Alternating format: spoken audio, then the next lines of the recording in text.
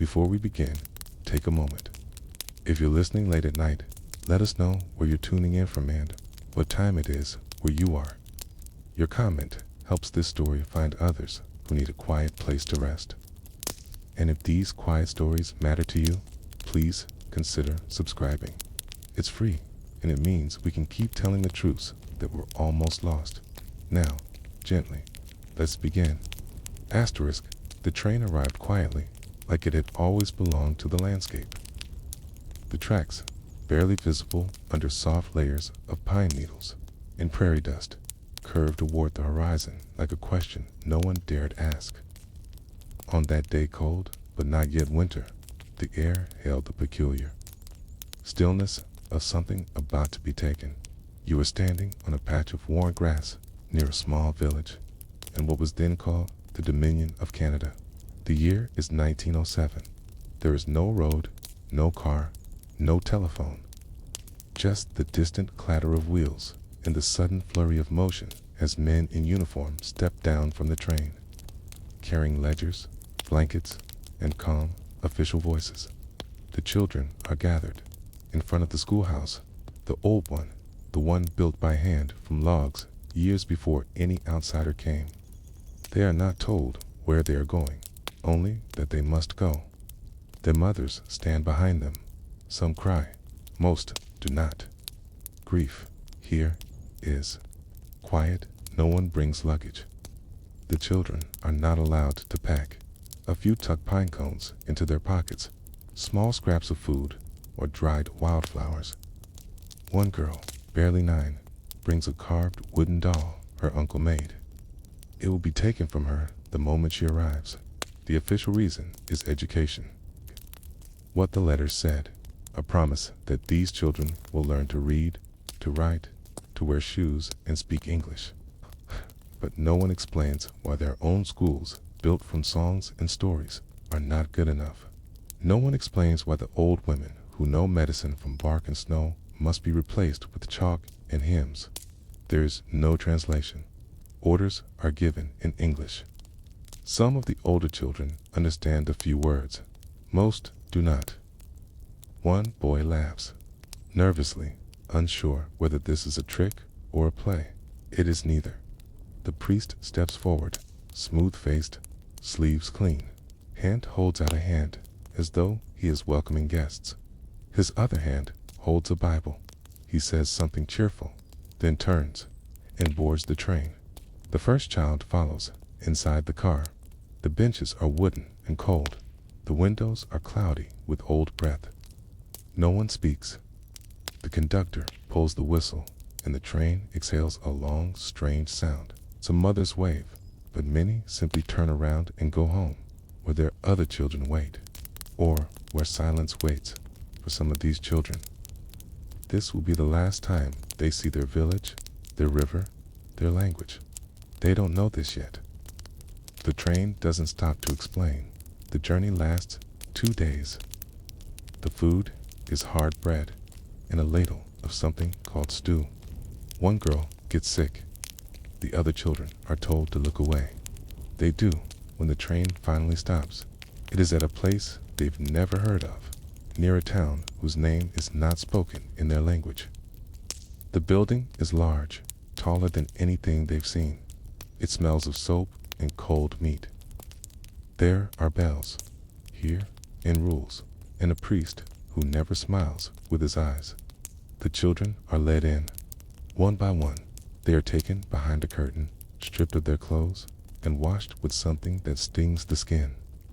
Their old names are not written down. Instead, each child is assigned a number. That number is stitched into their new clothing. Brown, scratchy uniforms that all look the same. They are told they must speak English now, that their hair is dirty, that their old ways are wrong. Some of the younger children don't understand. They speak to each other in Cree or Anishinabemo or Dean. A nun hears them, walks over, and strikes one of the boys on the cheek. The room falls silent. In the dormitory, there are rows of narrow beds. Each bed is cold. No one tucks anyone in. That night, many children cry quietly to wool blankets that smell of bleach and forgetting. And somewhere, far away, a mother watches the stars and wonders whether her child is warm. The story of the first day is not dramatic. It is not marked by blood or fire, but it is marked by silence.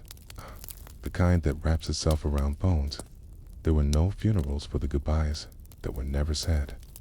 Just a train that came and went, and a name that was replaced with a number. Years later, when the train stopped running, no one could remember how many children were taken from that village, but the grass never quite grew back where they had stood. Asterisk, the mornings began with a bell, not a soft chime or the gentle clatter of wind on metal. This was a sharp bell, cast iron and cold, rung precisely at 5:30 a.m. It was mounted just outside the dormitory building, and its sound echoed across the yard like an order. You could hear it even through the frost on the windows. By the second morning, the children had learned not to speak when the bell rang, not even to ask why. The dormitory floors were wooden and splintered, and they were to be scrubbed every day, barefoot and on hands and knees. Each child was assigned a bucket, a brush, and a portion of the hallway. If they finished early, they were told to help the others. If they finished late, their hands were struck with a ruler. No one said this was punishment. It was called discipline. Discipline was written into the rules, 49 of them, printed in English and posted on the wall. Most children couldn't read them, but they learned what the rules meant over time by how the nuns' voices changed before they delivered a strike, by how silence fell when a mistake had been made. Each child was given a new name. There was no ceremony. The priest read from a list: Mary, John, Thomas, Ruth, names that had never been spoken by their grandmothers, names that were not shaped by their tongues. One girl, who had been called Wabano in her village meaning morning light, was now Margaret. Said it softly under her breath, trying to make it hers, but it never quite felt like it belonged in her mouth. Classes began at 7:15 a.m. There was reading and writing, arithmetic, recitation of Christian prayers, tastes, and drills in posture. Children were taught to sit up straight, hands folded, mouths closed, unless called upon. For many, the words felt like smoke, foreign and difficult to hold. There were lessons about kings and queens, about explorers and saints. No lessons about the buffalo or the rivers. No mention of the treaties, the elders, or the stars that had guided their grandparents. When a child asked where the moon went during the day, she was told to stop asking questions. She never asked again. Lunchtime was silent. The food was not always enough. Watery porridge, boiled potatoes, something that might have once been meat. They were told to eat quickly. If a child was too slow, the plate was taken away. If a child vomited, they were made to clean the floor and then finish what was left. One boy, whose name had been changed to Edward, hid a piece of bread in his sock for his younger cousin. A nun found it. He was made to stand in the corner for 4 hours, and that night, he wasn't allowed to sleep in his bed. The younger cousin cried himself to sleep, though no one noticed. On Sundays, they wore their best uniforms and attended Mass. The church was tall and cold, built from stones that looked like they had come from somewhere else. Latin was sung, incense was swung, and every child was expected to kneel, stand, cross themselves at the right times. Some tried to follow. Others watched with empty eyes. They had heard stories before in their villages about spirits, about animals that walked between worlds, but those stories were forbidden now. You told them, you were called wicked or backward, or worse. In the laundry room, the older girls were taught to iron cassocks and fold napkins. The older boys learned to chop wood, shovel coal, or tend the gardens that grew food for the priest's table. They were told this was part of their preparation for civilization. But there was no preparation for loneliness at night, when the lights were turned out and the nuns had gone to their quarters. The children whispered, just barely. Soft breath on pillowcases, careful syllables in their own languages. Not whole sentences, just single words. Names of rivers, names of brothers. The word for home, murmured like a prayer. Sometimes a child would cry out in their sleep, not in fear, but from confusion. Dreams where they were still with their parents, only to wake in a room full of strangers. Other times, they would wake to the sound of footsteps, the night inspection. The creak of leather shoes across the wooden floors was enough to make the air disappear. Children would pretend to sleep, bodies still, breaths shallow. They moved, even a little. They might be pulled from bed for correction. Correction was never defined, but every child knew what it meant.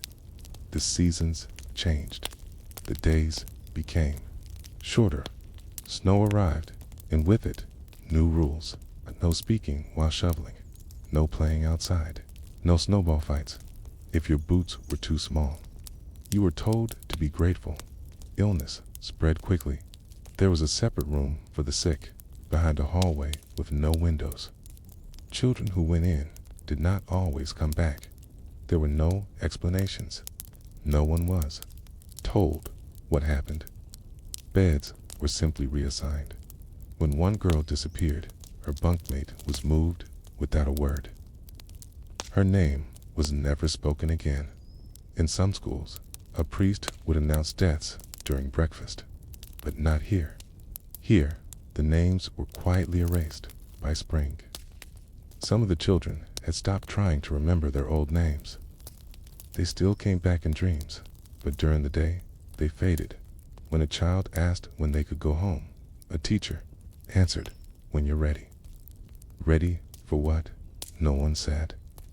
One day, a new boy arrived. He still wore his old moccasins. He looked around the room with eyes full of questions. That night, he whispered to the others in Cree, but they didn't answer. Not because they didn't understand, but because they were afraid to remember what they had once known. The silence, by then, had become its own kind of language. In the silence is what stayed. Asterisk, years passed, like pages, never turned.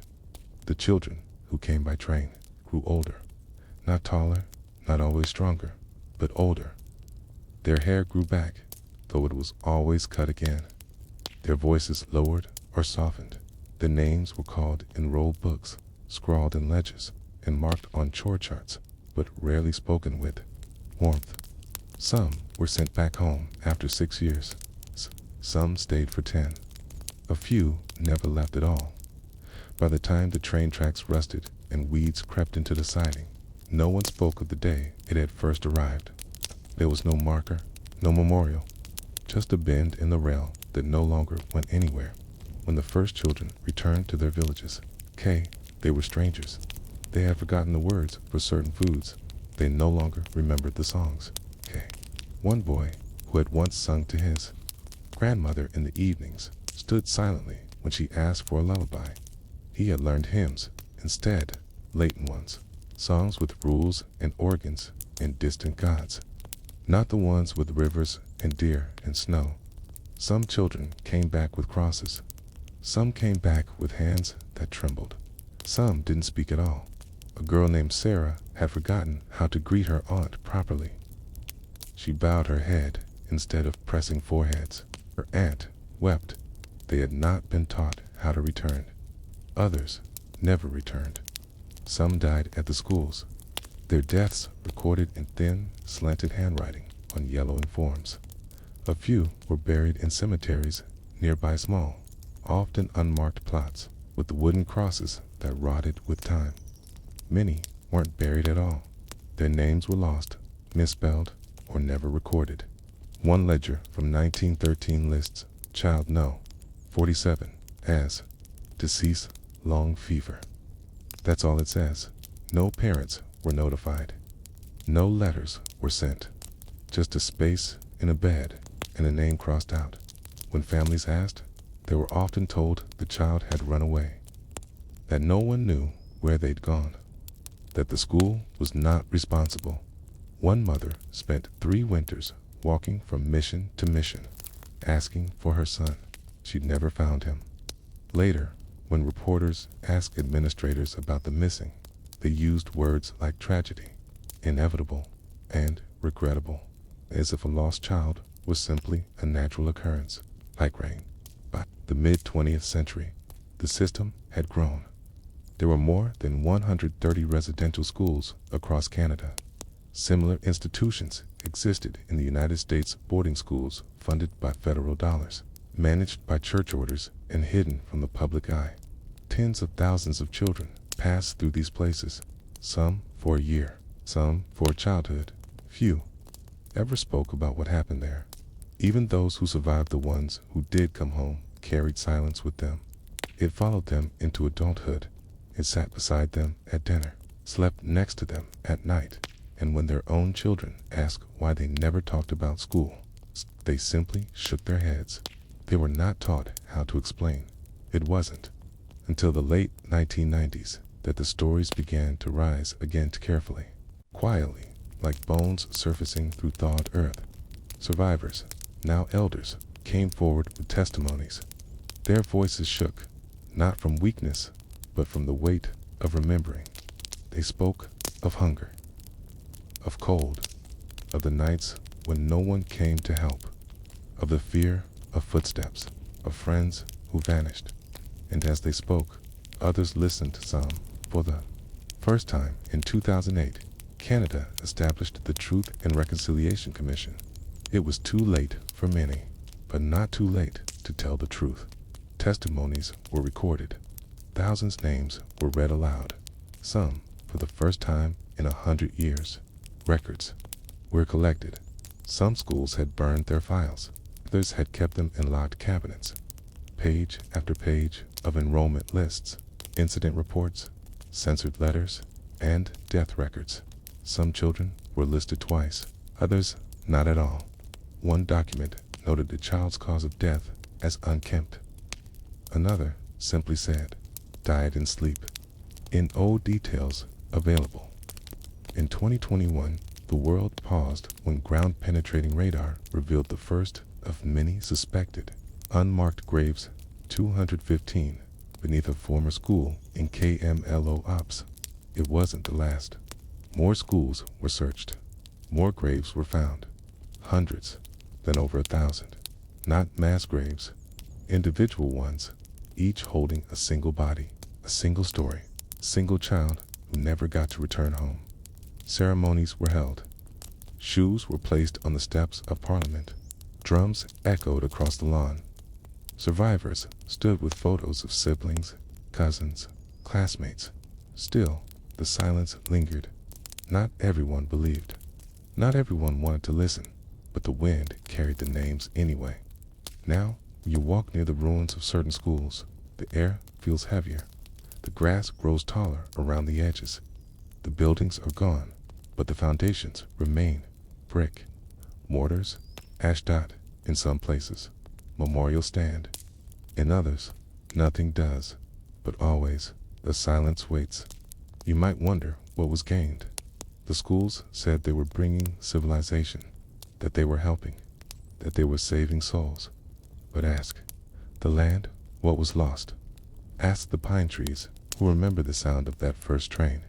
Ask the mothers who waited and waited and waited. Ask the children if you can still hear them, not in words, but in wind, in names whispered under breath, in lullabies that no longer have singers, in languages buried but not dead. And so, we close the first story with this quiet question. If a child forgets the name they were born with, but still dreams in that name, is it truly forgotten? Asterisk, the door was heavy. Not metaphorically, though it was that too, but physically. Made of old pine and fitted with iron hardware, it took effort to push open, especially if you were a child under 10. Behind it, the hallway was lined with gray painted boards and the smell of vinegar, coal smoke, and wet wool. It was here that the first week began. The child had arrived the day before, was pulled from a wagon or a boat or a train, however. Farther home had been Some had traveled hundreds of miles, never seeing a town before. Others had been taken from just beyond the tree line, but the distance didn't matter. Once that door closed behind them, they were no longer where they had been. They had entered school. The first thing taken was the hair. It didn't matter if it had been braided, beaded, or cut just last week by a careful aunt. Long hair, especially for boys, was seen as wild. For girls, it was unhygienic. The shears came out quickly. There were no mirrors in the hallway, but the children could see the piles, small hills of dark braids and tufts swept into corners. No one explained what would be done with them. No one said where the hair went after. The day ended. One boy, who had been proud of his long braid his mother's fingers had woven it tightly every morning, refused, struggled, cried, bit a nun on the hand. He was restrained, sheared, and then left in a cold hallway for the wall. Rest of the day, by evening, the crying had stopped. So had the biting done. Next came the bath, but it wasn't the kind of bath known at home warm. Scented with cedar or spruce, poured gently by a grandmother's hands. Here, it was a delousing procedure. Cold water, carbolic soap, lye, in some cases, rough brushes, a nurse in rubber gloves, a checklist on a clipboard. Children were made to strip in front of others. There were no curtains, no privacy. If they hesitated, they were told they were being disobedient. Some were scrubbed until their skin turned red and raw. The younger ones cried out. The older ones stared ahead, saying nothing. When it was over, they were handed rough towels, uniforms, 2 sizes too big, shoes that pinched at the toes. Their own clothes, the ones from home, were burned or thrown into a bin behind the laundry dot. Sometimes, a child would try to hold on to a piece, a ribbon, a button, a beaded pouch hidden in a sleeve. If it was found, it was confiscated and destroyed. They were told, those things don't belong here. You are clean now. It's clean, but not safe. After bathing, the children were marched to the dormitory. A long, cold room with rows of iron beds and one window nailed shut. Sheets were thin. Mattresses were stuffed with straw. Each bed had a label. It's just a name and a number. Sometimes just a number. That night, a child asked to go home. Another asked where his sister was. A third asked for water. The responses were always the same. You're not at home. Boys and girls don't see each other here. You'll have water and morning bell. Breakfast was a ritual. You lined up, waited for a tin plate, sat down in silence, and ate quickly. Oatmeal, bread, tea. On good days, there might be jam. On bad days, the bread was stale, the oatmeal burned, and the tea cold. If a child spilled something, they cleaned it up with their sleeve. If a child refused to eat, they were given the same plate again at lunch and again at dinner until it was gone. One girl, just 6 years old, tried to sneak her food to the girl beside her. The nun saw. She was taken outside and made to kneel in the snow for half an hour. When she came back in, her hands were shaking. The others didn't look at her.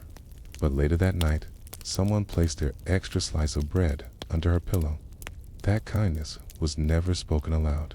It was not allowed. But it was remembered. Class began after chores. Reading, writing, arithmetic, catechism, the language of. Instruction was English, always English. If a child spoke their native language of a word, they were punished. Soaped in the mouth, a slap on the hand, standing for hours. Some children stopped speaking altogether, not just in school, ever. One boy, his name was Benjamin, didn't speak again for years. A nun once said he was dumb, but in his village, they said he had taken a vow of silence, waiting until someone called him by his real name again. After lessons came labor, scrubbing floors, washing sheets, cleaning privies, chopping wood, feeding pigs. This was called building discipline, but mostly it meant exhaustion. By the end of the week, most children's hands were cracked, her knuckles were raw, their feet blistered from shoes that didn't fit. One girl bled through her new dress because she didn't understand what was happening to her. No one explained. She was punished for being dirty. She spent the next day in the corner, facing the wall. On Sundays, they were marched to chapel. They were told that God would hear them there. That obedience brought salvation. They were not told why their ancestors' prayers didn't count in the pews. They sat quietly, repeating words in a language they didn't understand. Sometimes, a priest would ask if any children wished to be baptized. Some nodded, hoping it would mean better food. Some refused and were told they had hardened hearts. The ones who didn't answer were simply forgotten at night. Lice came. The baths hadn't worked. The soap was too harsh to kill them properly, and the laundry too old to stay clean. By the fourth night, several children scratched until they bled. They were blamed for their own infections. A new round of delousing began, this time with kerosene. The children's scalps stung for days. When the inspector came that week, he noted, "Facilities clean. Children appear healthy." No issues observed, but the silence held everything he didn't see. The whispered words passed between bunks. The stories shared under blankets in breathless pieces. The girl who cried into her pillow every night until one day she simply stopped. Not because she was better, but because she had learned that no one was coming. And the boy who whispered his mother's name until he forgot how it sounded. The first week ended. There was no announcement, no change, no ceremony, just another bell, another morning, another silent breakfast with eyes pointed at the floor. And still, the question lingered in each child's mind, even if they could no longer ask it aloud. If this was school, where was the learning? And if they had done nothing wrong, why did it feel like punishment? Asterisk. The second week was quieter than the first, not because things had gotten easier, but because the children had learned which sounds were safe, which ones meant danger, learned when to speak and when to stay absolutely still, learned that crying made no difference, and that laughter, even whispered, even accidental, was a risk. They were told they were here to be civilized, to become proper citizens, that they were being given a chance, but they had not asked for a chance. They had asked, if anything, to go home, and home was no longer part of the vocabulary allowed. Inside these walls, the discipline wasn't always loud. Sometimes it was the quiet denial of supper. Sometimes it was isolation in a room with no window, a locked closet where the air smelled of chalk dust and old books, and the light never changed. Other times it was louder, a ruler across the palm, a wooden spoon across the back strap. Some schools called it the paddle, some called it the rod, some didn't bother naming it. Hey, only called the child forward and pointed to the chair. One girl, her name had been changed. 2 rosals strapped for wetting the bed. She was 9. See, she tried to explain in halting English that the dormitory was too cold and the blankets too thin. The nun didn't listen or didn't care. Later, Rose began to wet the bed every night. The other girls never said a word. The rules multiplied. No speaking in the hallways, no whispering in class, no looking out the window during lessons, no passing notes, no questions unless raised hands were acknowledged. Failure to follow these rules resulted in demerits. Enough demerits, and you lost Sunday rest, lost access to the small cupboard where letters from home were locked away, lost the rare trip outside the compound to tend the garden or collect firewood. And so, the children obeyed. But obedience was not safety. There was a girl with a scar across her temple. No one asked how she got it. There was a boy who flinched every time a door opened too quickly. No one asked why. There was a younger child, 6, or maybe 7, who didn't speak at all. He had arrived in the fall and had not said a single word since. One nun said he was slow. Another said he was possessed. He was neither. He simply knew that silence was easier than correction. Language was still forbidden.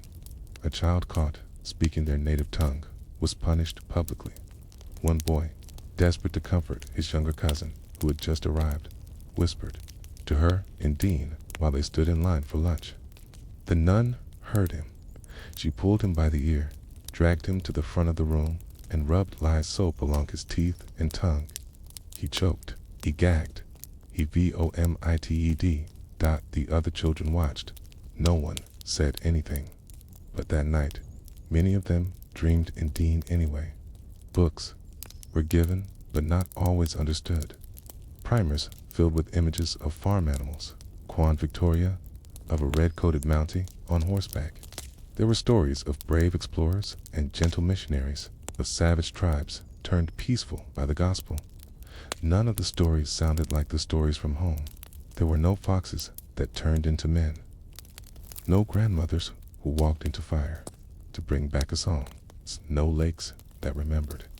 And so, the children read what they were given, and they learned that forgetting was part of passing the class. Help was monitored, but only on paper. A nurse came once a week to check for lice and rashes. She never asked about bruises. Never asked why a child winced when sitting down. Never asked why some children were suddenly missing from class. If they were gone for more than a week, their names were quietly erased from the chalkboard. Sometimes, the bed was made up again, ready for a new child. Other times, the bed stayed empty. One older boy, Thomas, said they took the missing to the cellar. No one knew if it was true, but no one went down there to check. Letters from home were read before they were delivered. If the letter was too sad, too accusatory, too desperate, it was never given. Instead, the child was told there was no mail for you this week. Many never knew their parents were trying. One mother sent 7 letters in 2 years. Only one reached her son. By the time he read it, he had forgotten how to reply. His handwriting was neat, his spelling nearly perfect, but his words were empty. He wrote what he thought they wanted to hear. They had taught him well. Some nuns were gentler than others. There was Sister Helen, who hummed when she walked, and once brought a girl a slice of dried apple when she had a fever. There was Brother Daniel, who didn't hit as hard as the others, and sometimes let children rest their heads on their desks when they were tired. But even they enforced the rules.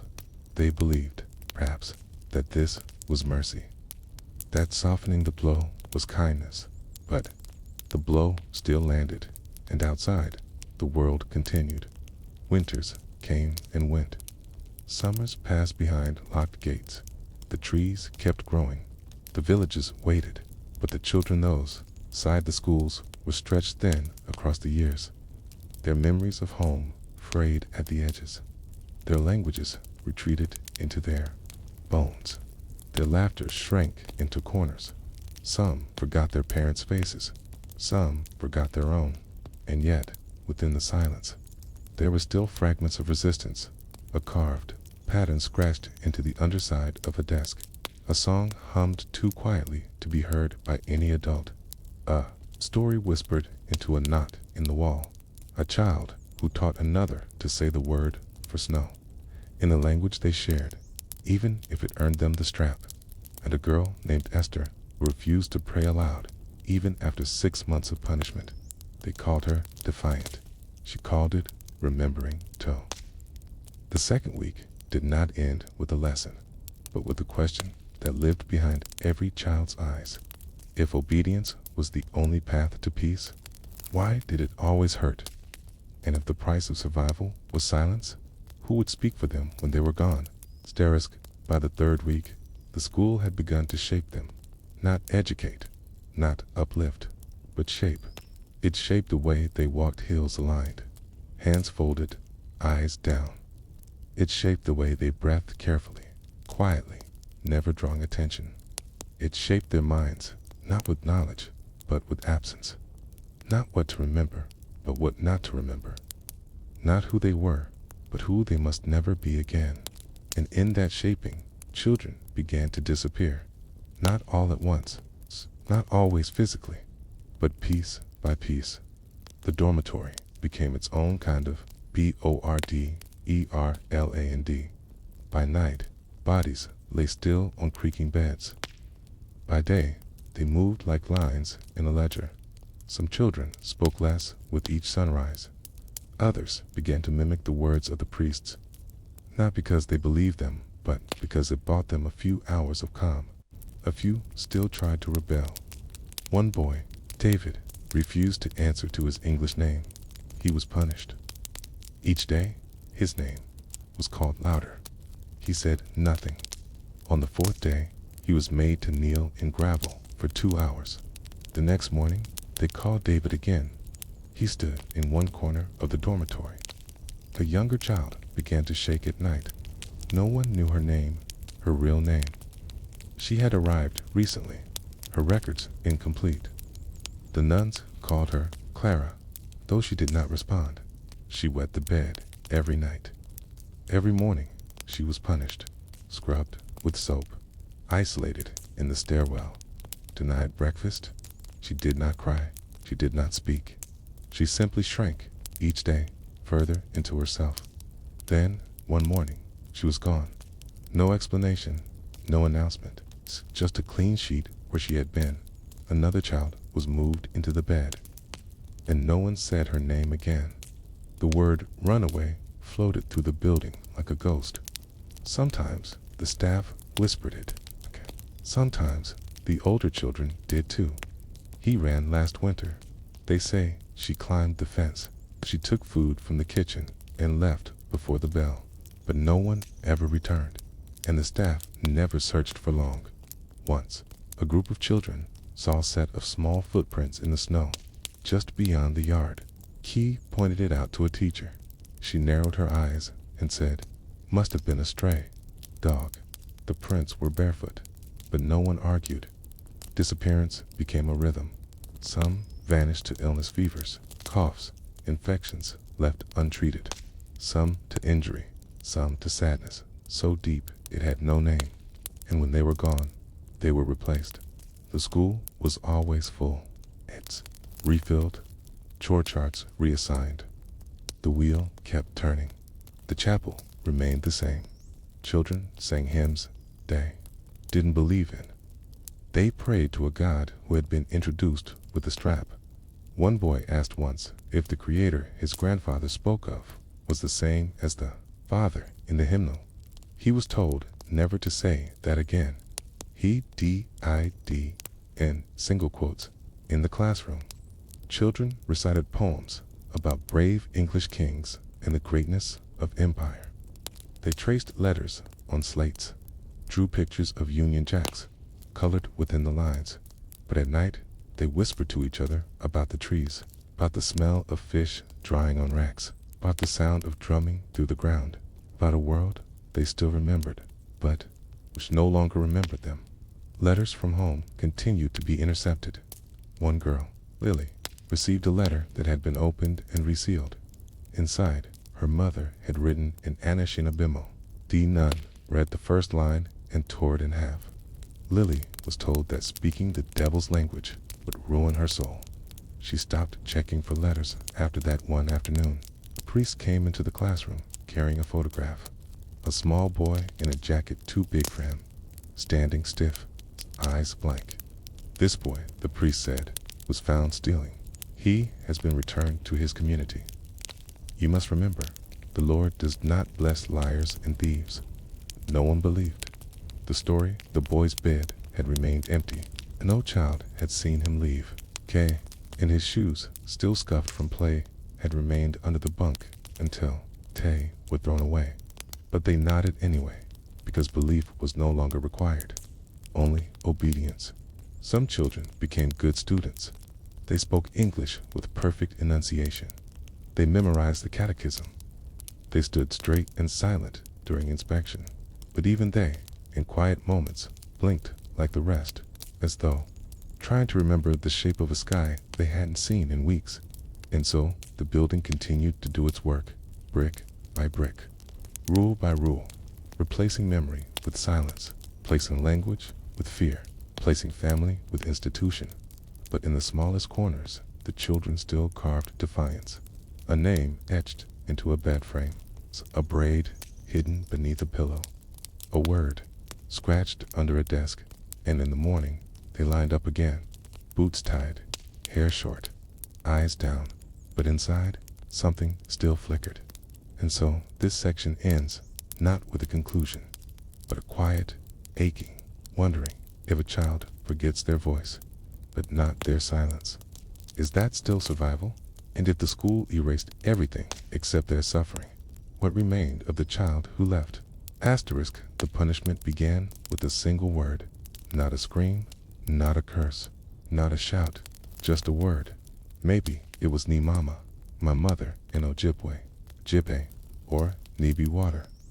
Maybe it was nothing more than Buju, a quiet hello, offered to a cousin standing in the breakfast line. And in that moment, everything changed. The spoon clattered in the tray. The room fell silent. The nun's hand froze midair, holding a ledger. The priest looked up from his porridge. A word had escaped, and it had no place here in most residential schools. The language rule was the first and the strictest.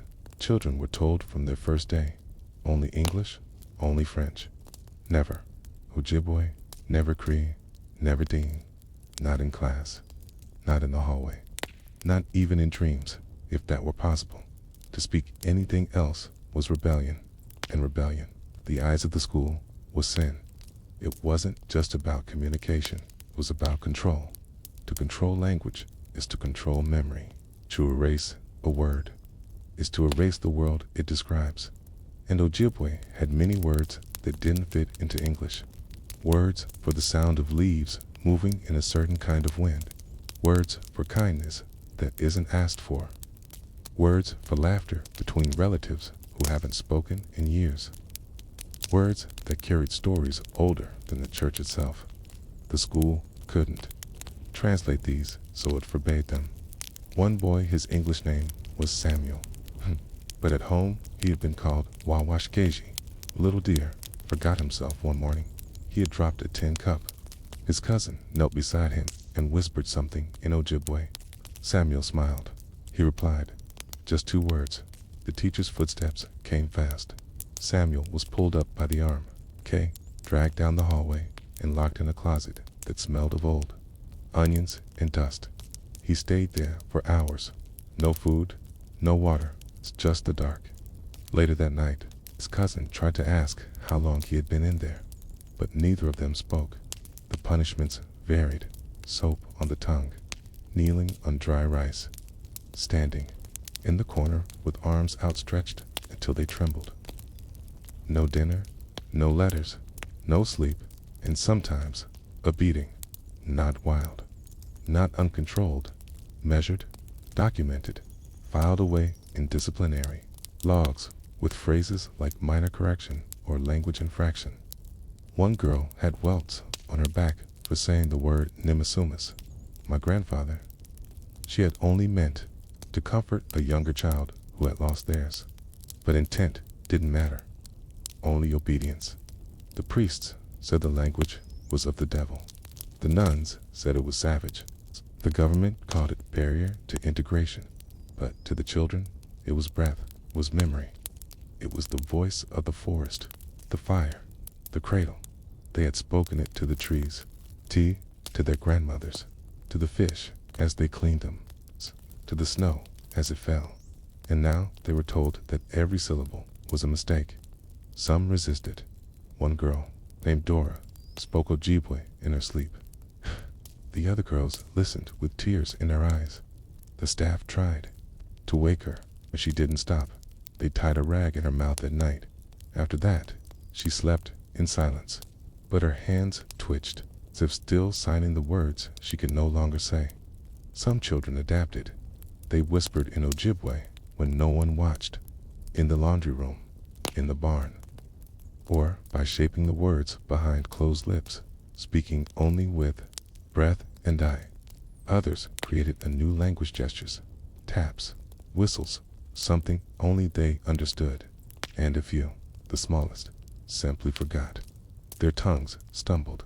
Their ears began to crave the rhythm of English. They spoke only what they were taught. And when they were asked years later if they knew any Ojibwe, they said, maybe a little. But none came.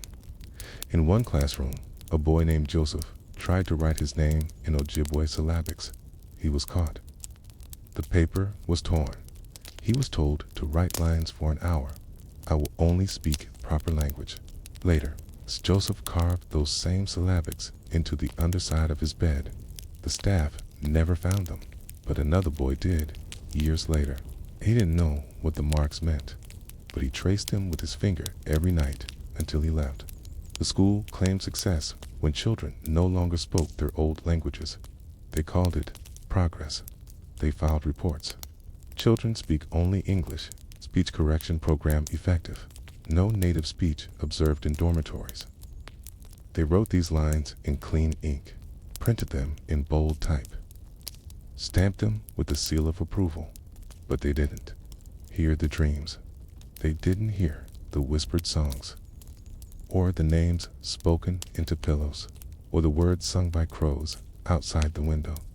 They didn't know that language has roots that grow even in poisoned soil, and so the children learned to hide their words, to twist their tongues, to sing in silence. And in doing so, they began to live in two worlds, one where nothing from home could be spoken, and one that waited patiently behind the teeth, ready to bloom the moment they were free. And so, this section ends with a quiet question that lives on in every language forced into silence. If a child can no longer say the word for mother, does the memory of her still remain? Okay. And if no one hears the language for 100 years, is it truly gone? Asterisk language, once beaten, does not vanish. It goes underground. It moves like water under floorboards, like wind behind the shutters. It waits in breath, in gesture, in silence. The children at the school may not have been allowed to speak Ojibwe aloud, but that didn't mean they stopped knowing it. The words lived in stolen moments, in shared glances, and in the names they refused to forget, even if the staff thought otherwise. Every classroom had a blackboard. It was the first thing you saw when you walked in, large, dusted gray, surrounded by posters of English phonics and commandments in decorative script. The rules were written above it. Speak only English. Sit up straight. No Indian talk. Wait. But the children wrote anyway. They waited until no one was watching, and they scratched syllabics into the wood beneath the desks with nails or bits of metal. They carved names behind cupboard doors.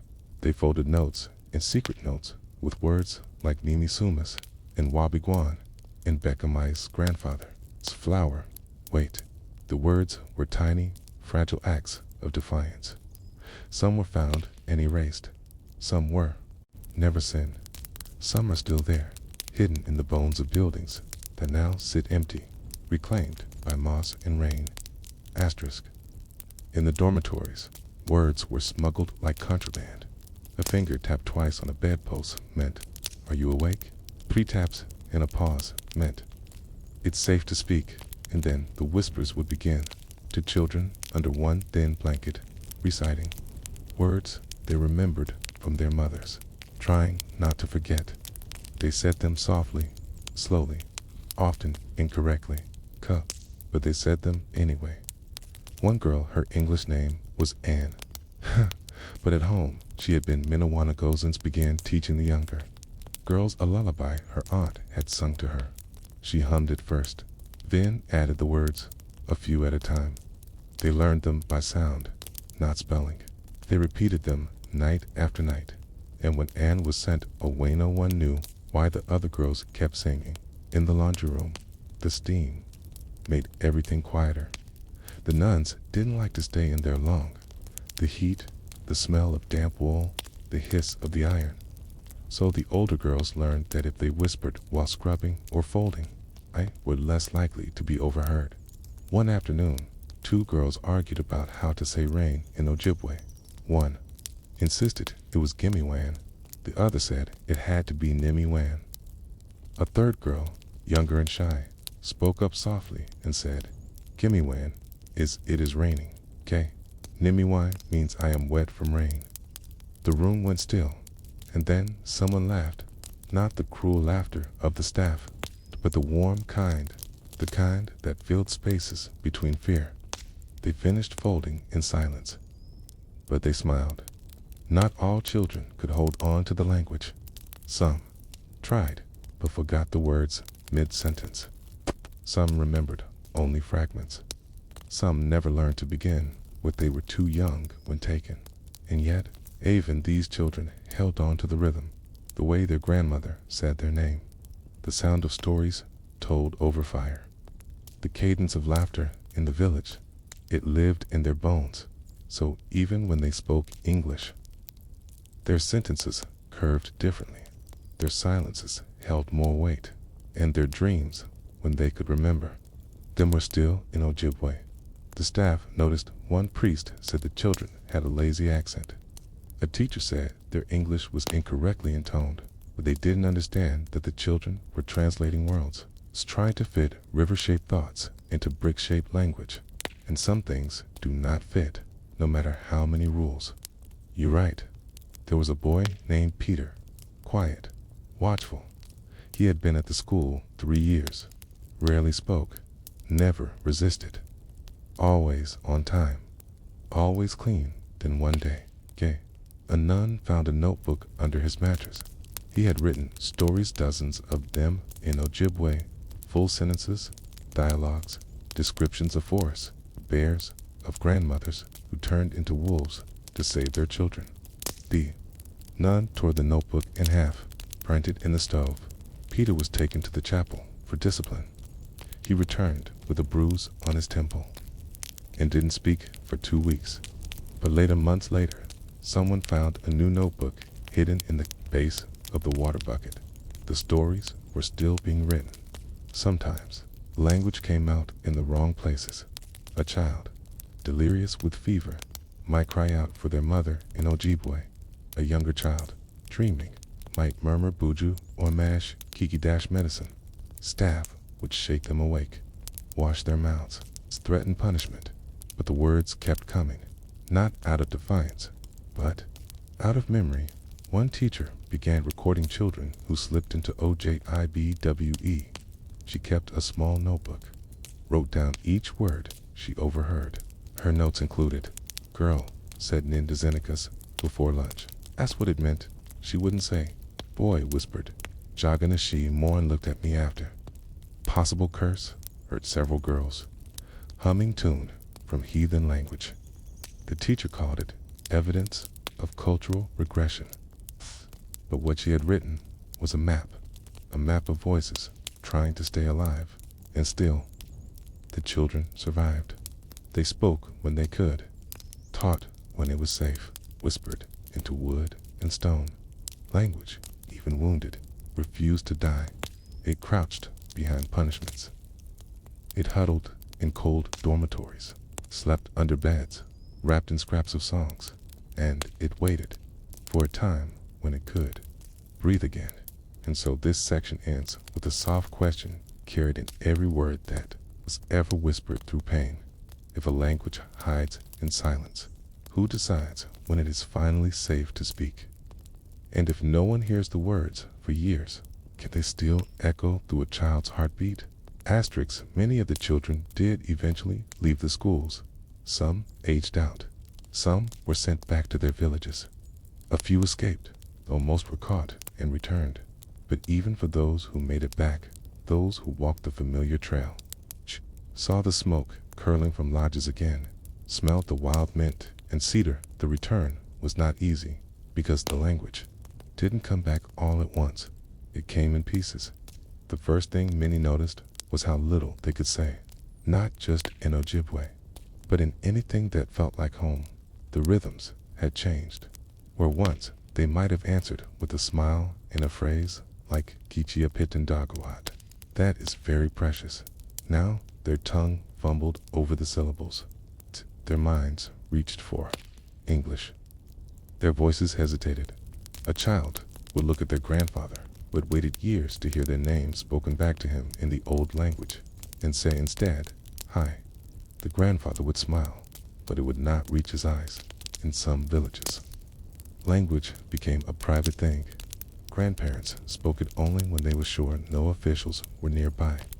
Parents hesitated to pass it down, afraid their children would be punished like they were. Entire families carried the trauma of silencing so deeply that even at home, the language was held like something fragile, like a glass bowl that might break if touched too quickly. Others resisted that silence. In kitchens, old women began to whisper prayers in Ojibwe again as they stirred pots of cornmeal.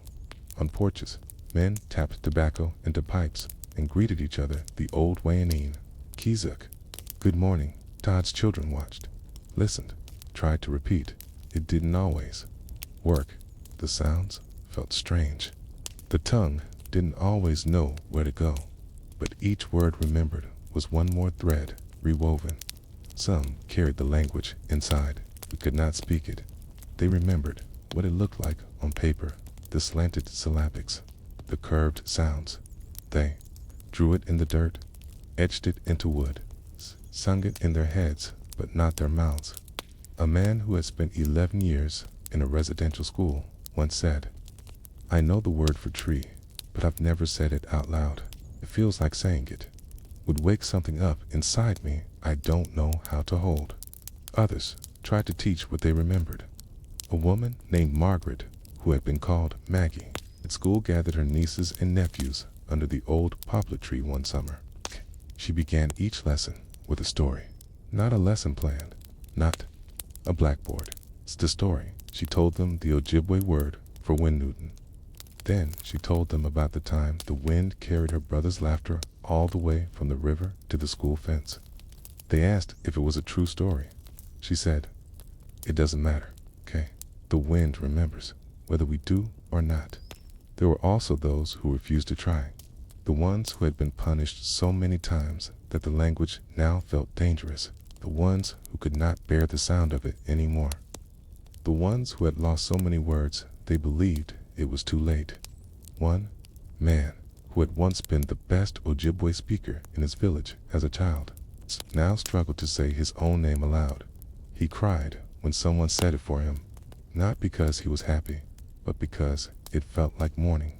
And still, the language survived it, lived in songs, in ceremonies, in the names of medicines and rivers, in lullabies passed secretly through 3 generations, in dreams where the grandmothers still spoke and the children still listened.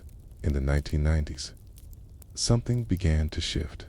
Ojibwe language programs began in schools. Community centers offered evening classes.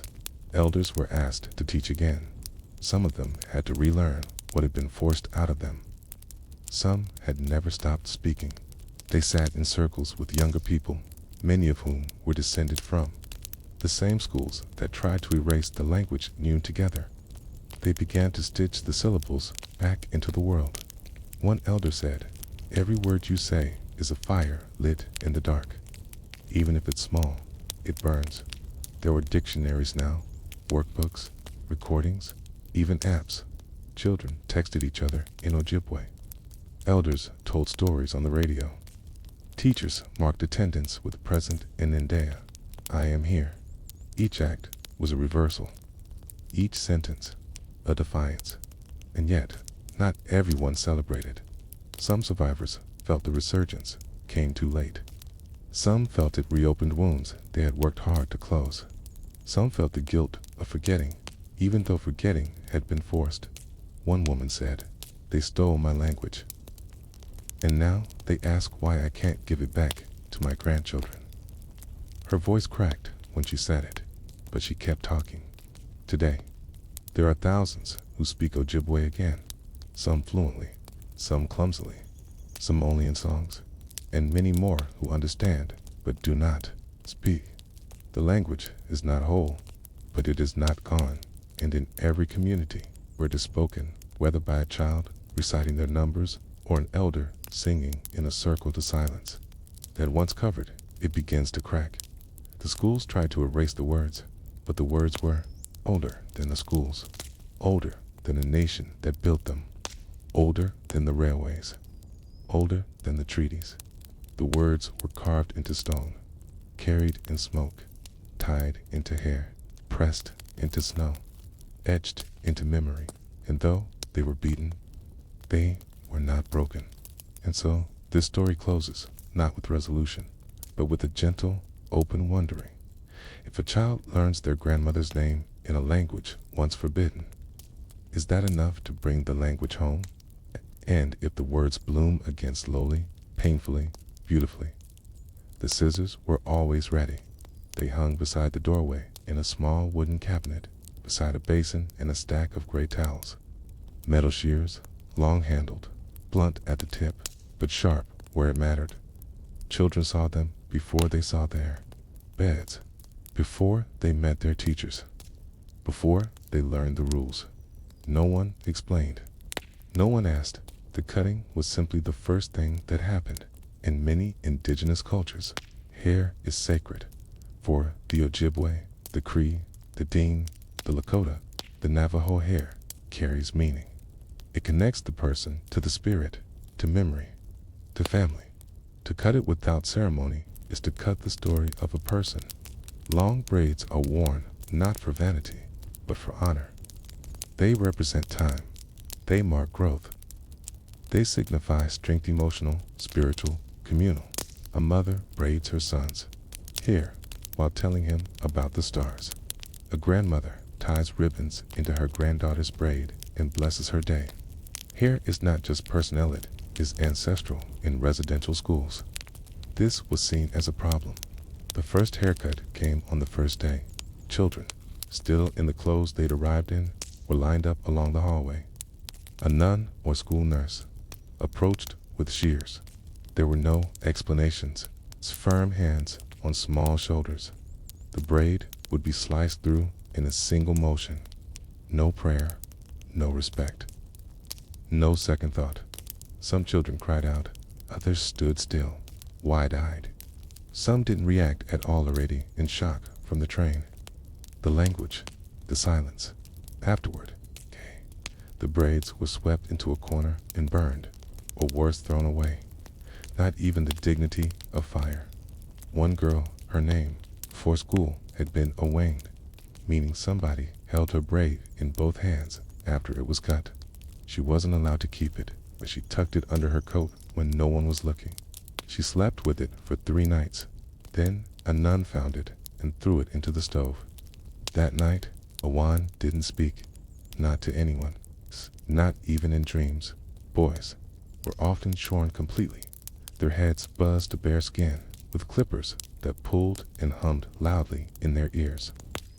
They were told they looked cleaner this way, more presentable, like little soldiers. One boy, James, who had never seen himself without hair, looked into a cracked mirror and didn't recognize the child staring back. He rubbed his scalp all night, as if trying to feel something familiar. He never grew his hair long again. There were no mirrors in most dormitories after the haircuts.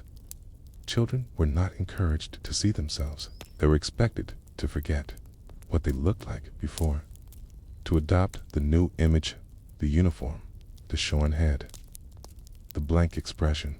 Girls who once took pride in their braids now lined up with identical shortcuts. Boys who once wore feathers or ribbons now looked like one another. Hair, once a marker of family or a clan or personal story, was now indistinguishable. This was not a side effect. It was the purpose. Discipline extended to hair as well. If hair grew too long between inspections, it was cut again sharply, without warning. If it became unruly, it was deemed rebellious. One nun told a group of girls, "Hair is where the devil hides." A boy in Saskatchewan was made to stand with his head shaved and painted with ink as punishment for vanity. This offense had been brushing his hair with too much care. Yet, even in this, resistance lingered. One girl, Susan, learned to braid hair in secret. She used bits of thread, torn strips of linen, and twisted them into the short tufts of her friends. Little braids at the nape of the neck, behind the ear, braids that would be hidden under caps or collars. She taught the other girls that braiding was not about hair, but about connection. When I braid you, she said softly, I remember who you were before. Some children tried to regrow their hair in school. They combed it in the dark, hid it under caps, protected it through inspections, but each time it reached a certain length, it was cut again. It was like the grass outside, growing, hoping, only to be mown down, and still. It grew, in certain ceremonies. Hair is only cut during mourning. It is an act of grief to lose it at school with no ceremony. No recognition, no moment of silence was a grief that had no ritual. Children were not told to mourn. They were told to be grateful that they were clean now, civilized, better, years later. Survivors of residential schools speak of the haircuts more than they speak of the punishments, not because the beatings were less painful, but because the haircuts were the first theft, the first cut, the first lesson. Your body is not yours anymore. One man recalled, I didn't cry when they hit me. I cried when they took my braid. That's when I knew I wasn't home anymore. Today, in healing gatherings and remembrance ceremonies, hair has returned as a symbol. Elders now braid children's hair in public, reclaiming the ritual. Families keep locks of hair tied in sacred bundles. Some survivors grow their hair long again after decades of shame. And at memorials, for the missing mothers have laid small braids on graves, not flowers, not crosses, braids, because hair remembers what the body cannot say. And so this story ends, Kylie, with a lingering thought braided into silence. If the first thing they took was your hair, what else were they preparing to cut? And if a single braid can carry the memory of a family, what does it mean when the floor is covered in them? Asterisk, they never expected the children to fight back with something so soft. But in a world of silence and surveillance, where speech was policed and prayers were punishments, the act of braiding hair quietly, carefully away from the eyes of authority became one of the most powerful forms of resistance inside the schools. It began with memory. Some children remembered how to braid from watching their mothers or aunties back home. Others had to relearn by trial and error, using string or grass, fingers fumbling in the dark. But eventually, hands remembered what mouths were no longer allowed to say. And so the braiding returned, not as decoration, not as fashion, but as quiet defiance. In one school, an older girl named Nora would wake before the morning bell and sit on the floor between beds. She moved silently, and the girls trusted her. She kept their hair tidy, not long, not obvious, but neat enough to pass inspection and still feel like home. She twisted strands behind ears, wove quick braids into the base of skulls. Sometimes she even made tiny ties from thread pulled from the hems of their uniforms. She never said what she was doing. She didn't need to. Hair became a language. A short twist behind the ear meant, I see you. Braid across the crown meant, you're not alone. Two braids tied close to the scalp meant someone still remembers your name. When a girl was grieving, the others would braid her hair in silence. They wouldn't speak, but they would touch. And in that gesture was something older than rules. Some staff noticed the braids. They cut them off. They warned the girls. This isn't your culture anymore. You're in school now. But the girls braided again and again and again for boys. It was even riskier. They were expected to keep their hair short, military short. Any sign of length was punished. Inspections were frequent. Clipless buzzed each week. But even so, some tried. One boy, Thomas, wore a small twist at the nape of his neck, hidden beneath his shirt collar.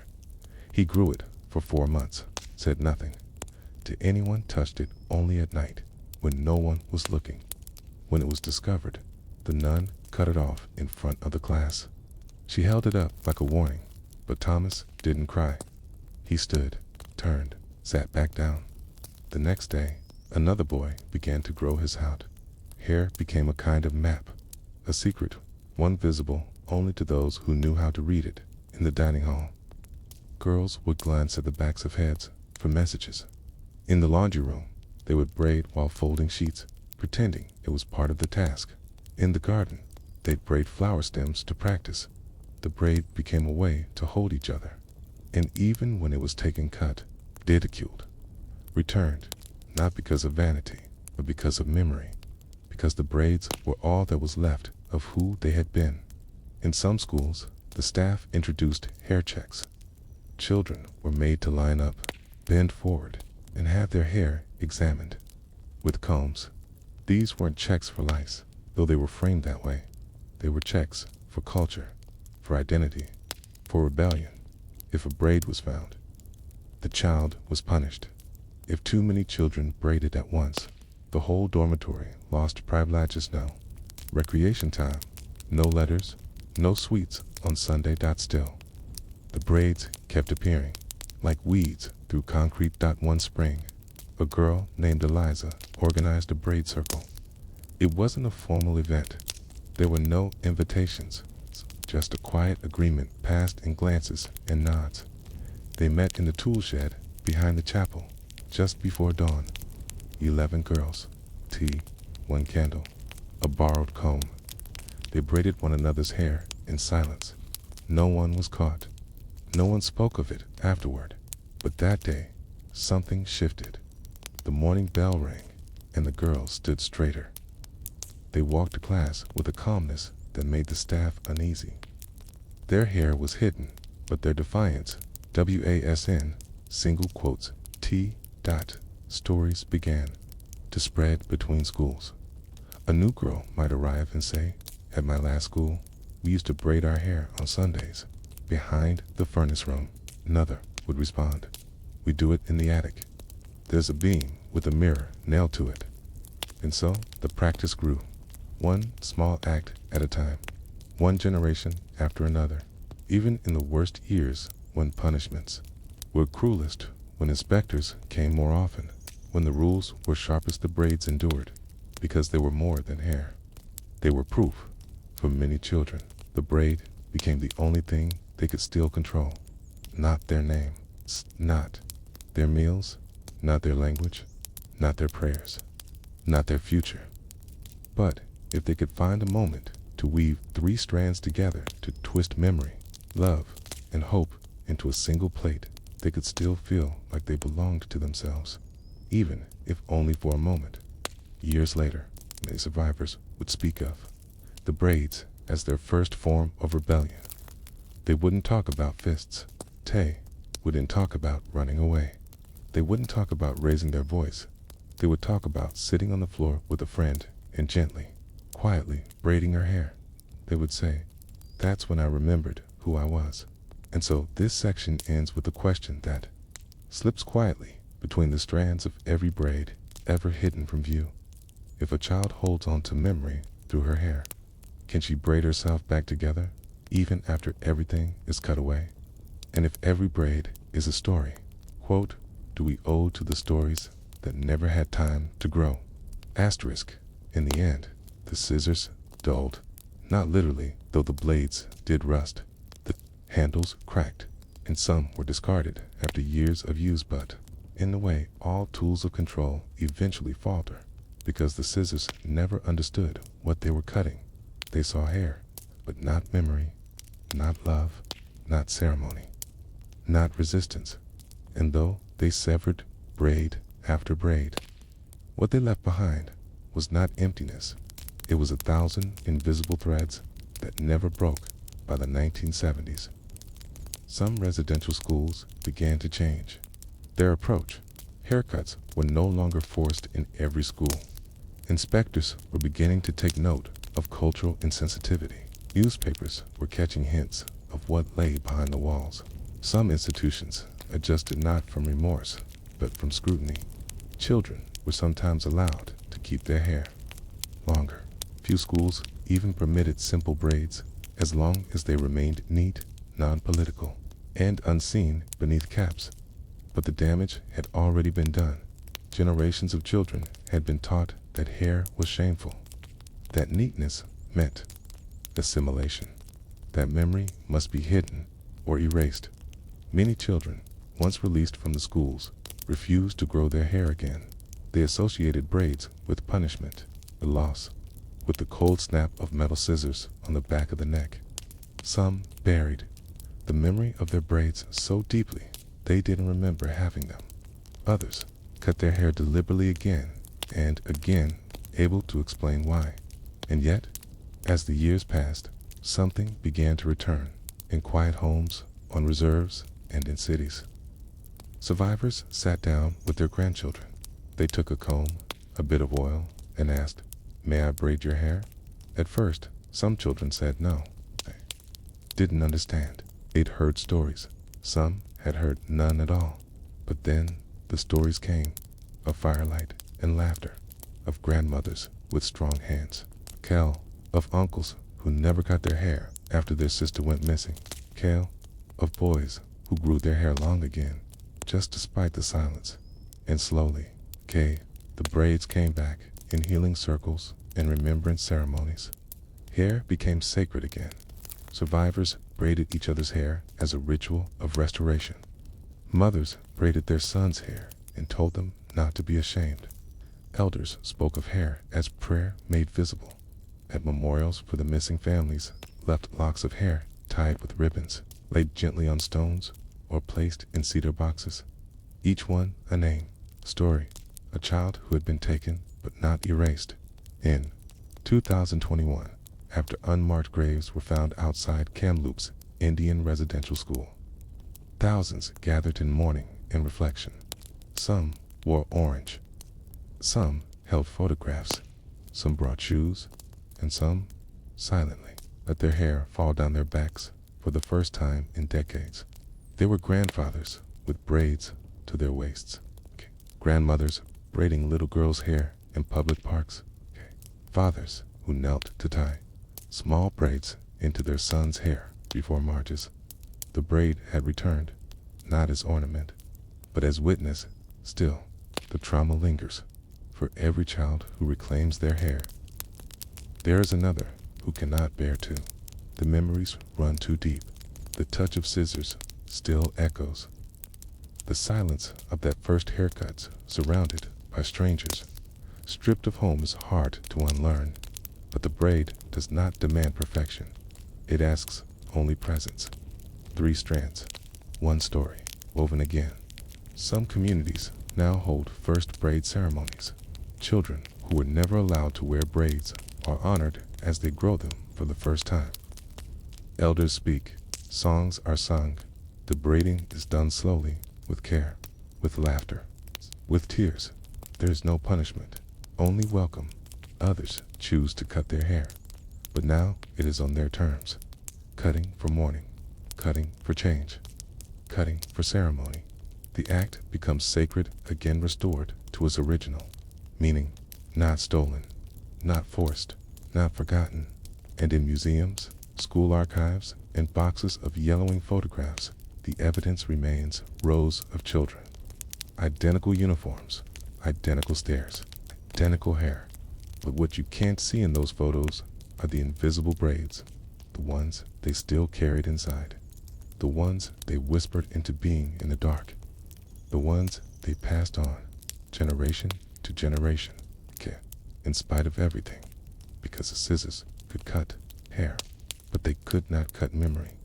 They could not reach the roots.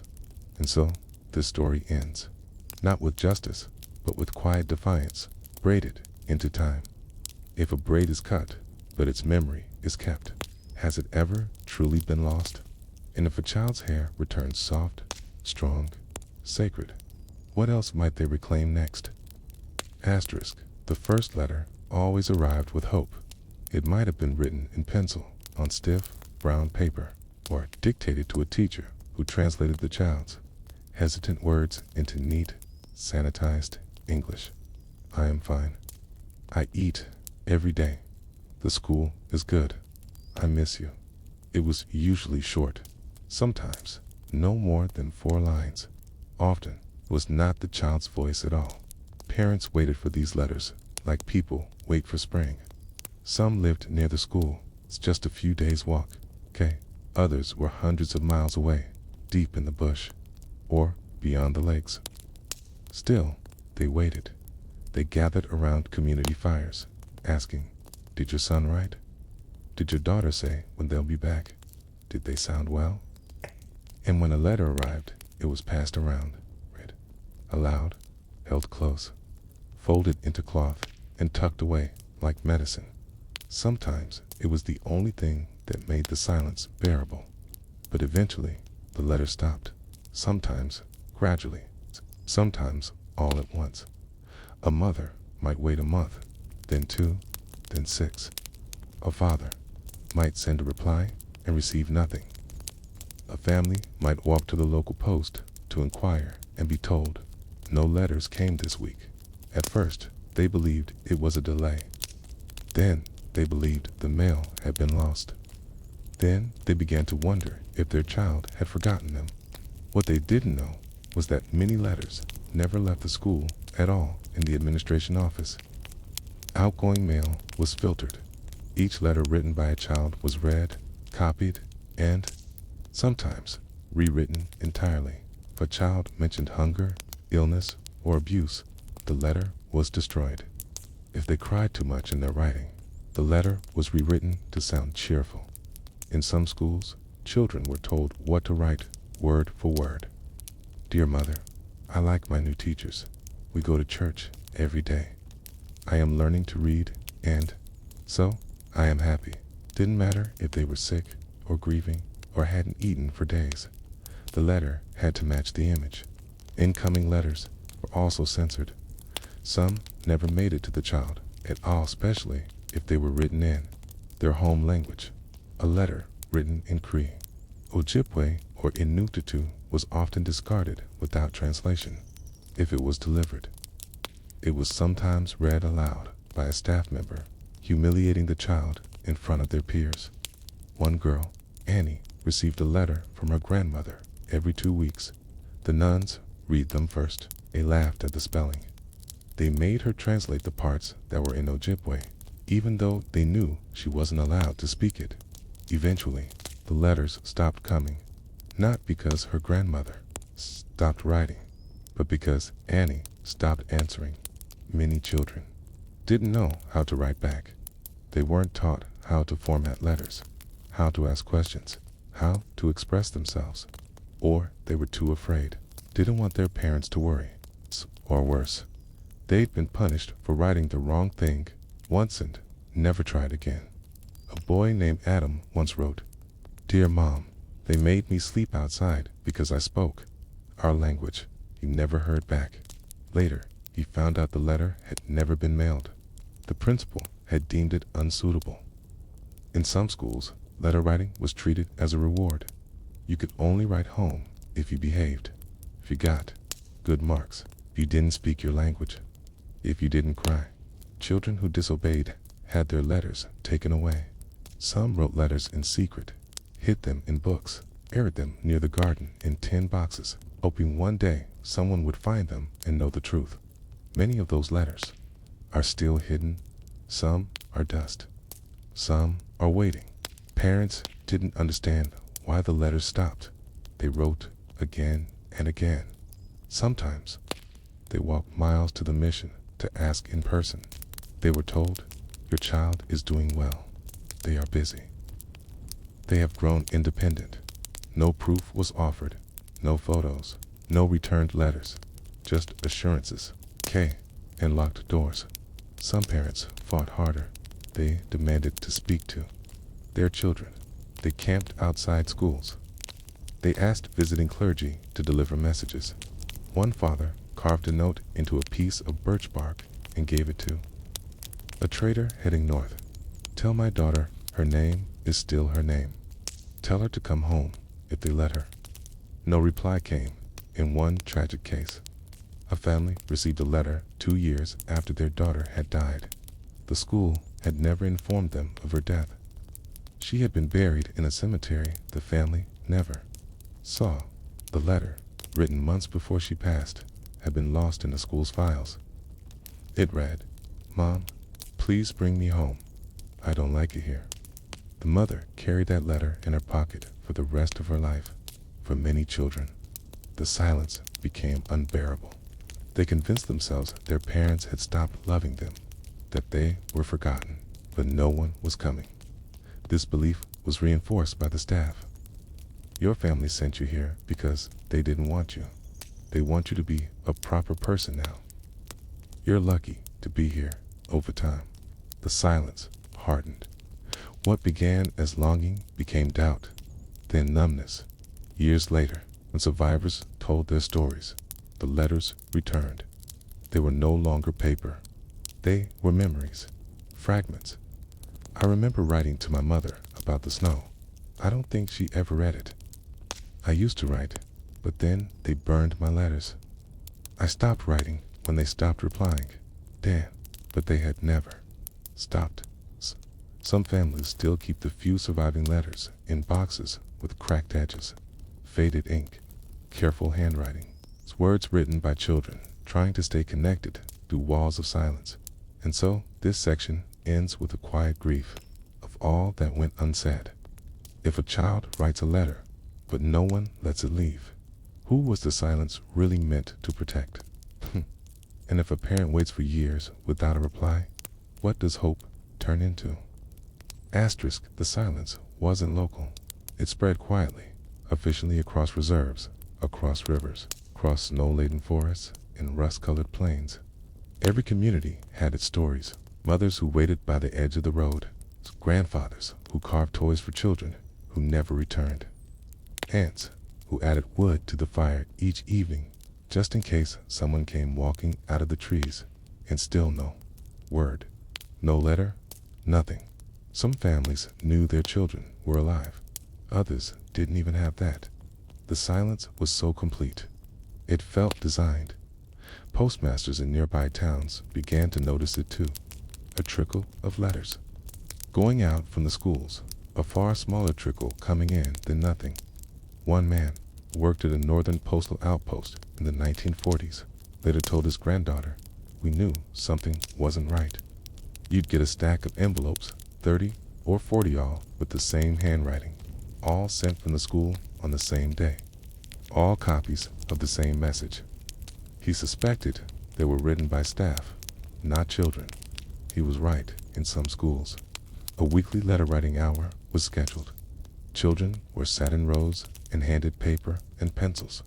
A sentence would be written on the blackboard, and they were instructed to copy it. "I am healthy. We pray every day. The teachers are kind. We are learning a lot." These lines were written over and over, mailed out as proof of success. Not a word about the frost in the dormitory. Not a word about the hunger. Not a word about the missing. A few brave children tried to speak the truth anyway. They tucked real letters inside the false ones, wrote messages between the lines, scratched notes into the margins. One girl, Ruth, wrote, "I'm sorry for lying. I am not okay. Please, come get me." She folded the letter 3 times and hid it inside a second envelope. She passed it to a visiting priest and begged him to mail it directly. He promised he would. She never heard back. Parents, too, began to ask questions. Why had the letter stopped? Was there illness? Were they being punished? Had something happened? Many wrote to the government, to the churches, to the Indian agents. The responses were slow, vague. "Your child is well." Correspondence is discouraged during exam periods. There's been a flu outbreak, but all is under control. If a parent pressed harder, they were sometimes labeled difficult. Some were warned not to interfere in the educational process. In remote communities, word of mouth filled the silence. Children who had escaped Traer were not unheard of brought back news.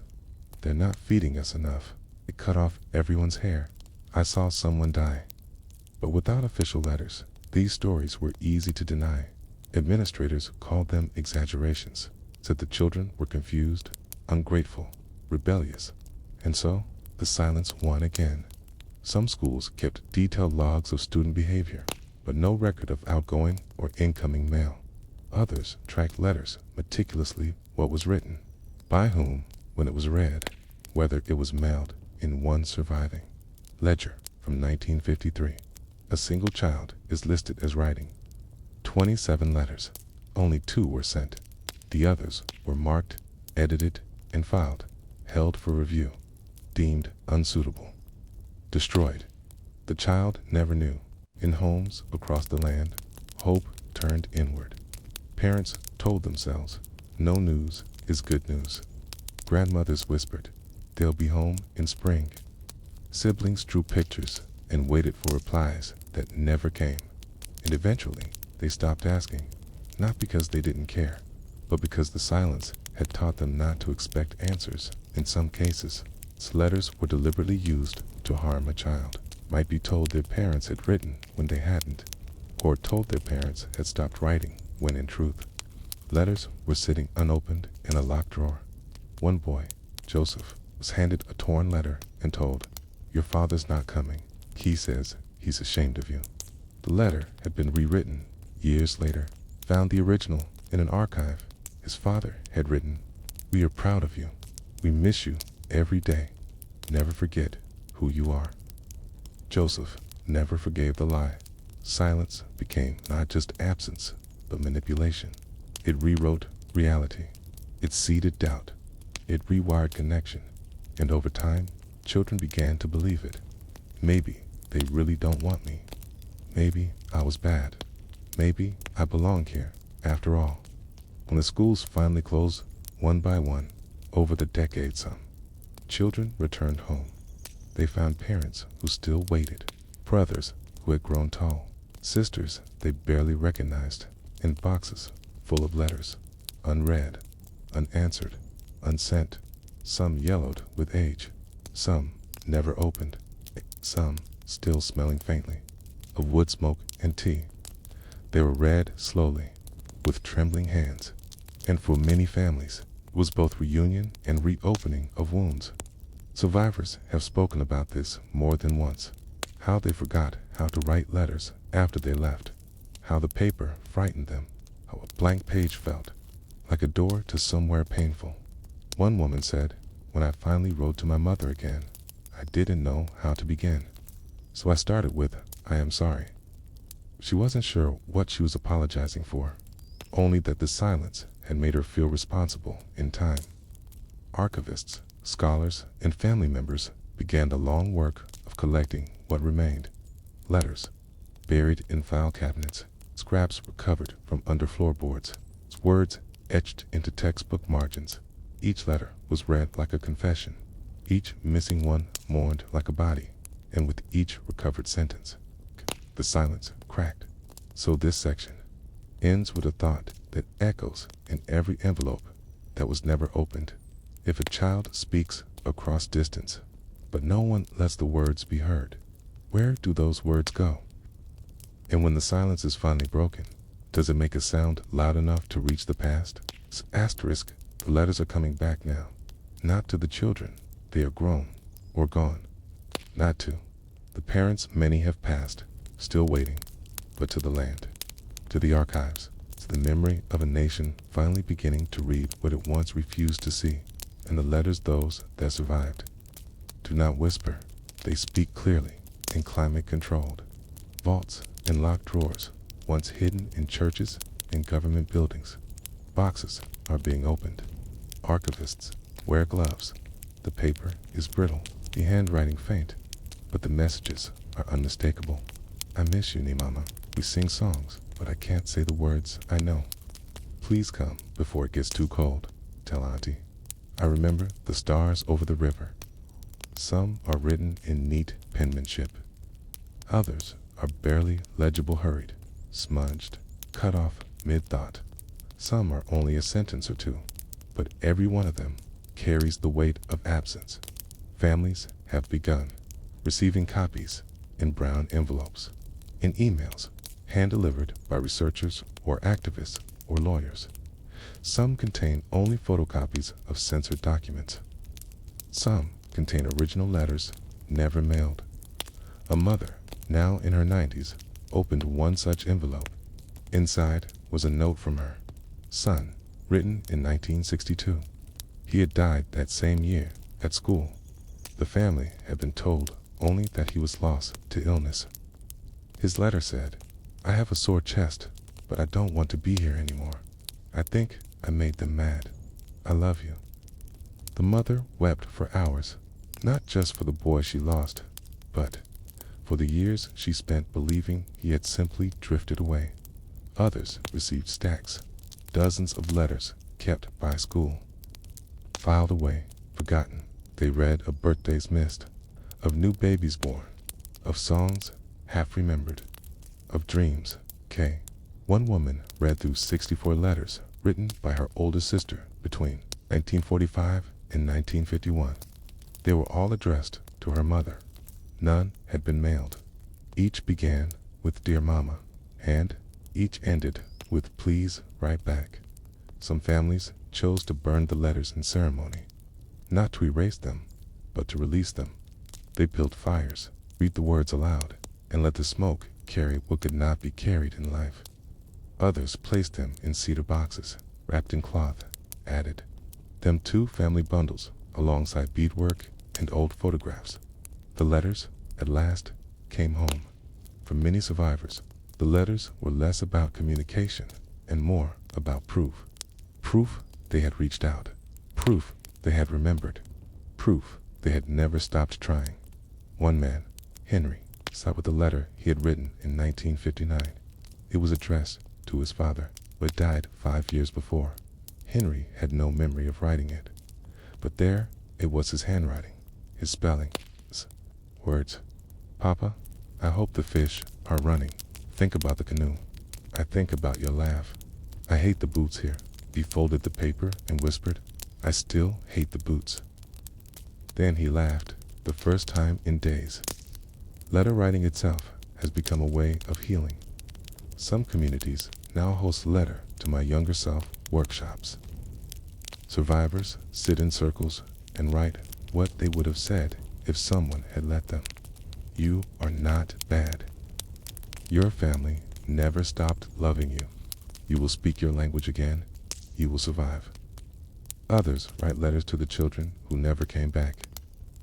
We remember you. You are not forgotten. Your silence was never your fault. Some of these letters are read aloud at gatherings. Others are buried beneath memorials. Some are left at the sites of former schools, wedged between stones, tied to fences, placed beside shoes. The return of the letters has raised new questions. Who decided which letters were destroyed, which were rewritten? Where are the rest? What does it mean for a country to admit it had silenced its children, not just in life, but on the page? The Truth and Reconciliation Commission recorded thousands of statements from survivors, many of which include memories of the letters. But now, with the discovery of physical documents, those memories gain weight. The silence can no longer be called accidental. Young people, descendants of survivors, reading these letters, too. Some see them as family history, others as a guide. One teenager in Manitoba read a letter written by her great-grandmother in 1933. "I think of the geese. I dream in colors I cannot paint here." The girl now studies art.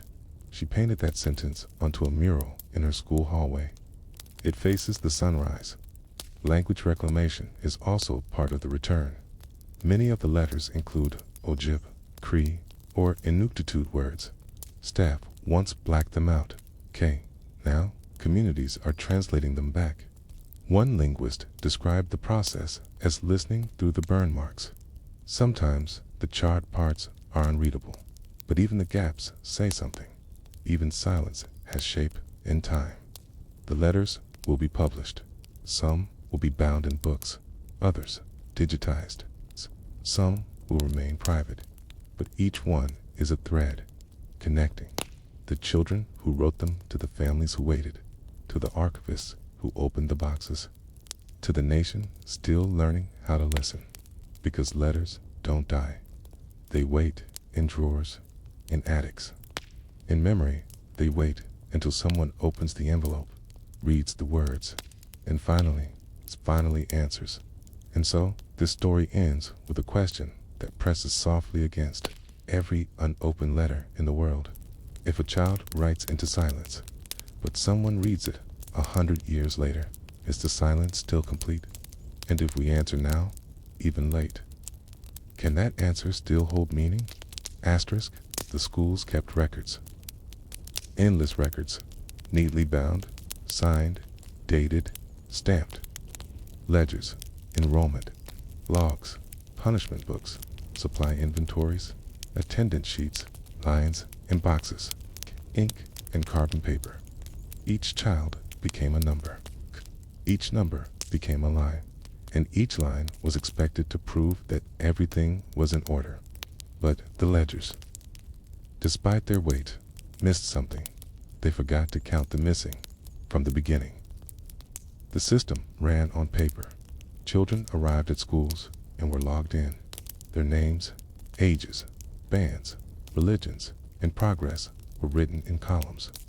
Government clerks reviewed the numbers, tallied the totals, reported upward.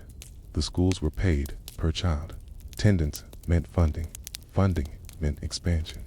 But the moment a child vanished through illness, death, escape, or erasure, the numbers didn't always change. The line remained. The ledger stayed full, as if the child had simply stopped existing without anyone needing to say so. One school's 1917 register listed 146 students, but only 139 beds existed. Another year, list of 87 names included 2 girls who had died months before. Beside their names, the column for attendance read, absent, illness. Then, later, absent, transferred. Transferred where? To whom? No destination listed, no forwarding contact, just the disappearance sealed in polite ink. In many cases, children who died at school were removed from the rolls, but no note of death was included. They were not marked deceased. They were marked discharged. Some were said to have returned home, but no family welcomed them. No relatives were contacted, and no grave was shown. The paper said they left, but the land knew otherwise. Sometimes the ledgers admitted nothing at all. Blank spaces, missing pages. Years gone without a single entry. An entire decade, in one case, erased from the books of a prominent residential school in Saskatchewan. When questioned later, the official said the records were lost in a fire. But no one remembered the fire, and other papers from the same building survived. Bureaucracy, as it turned out, was a kind of silence.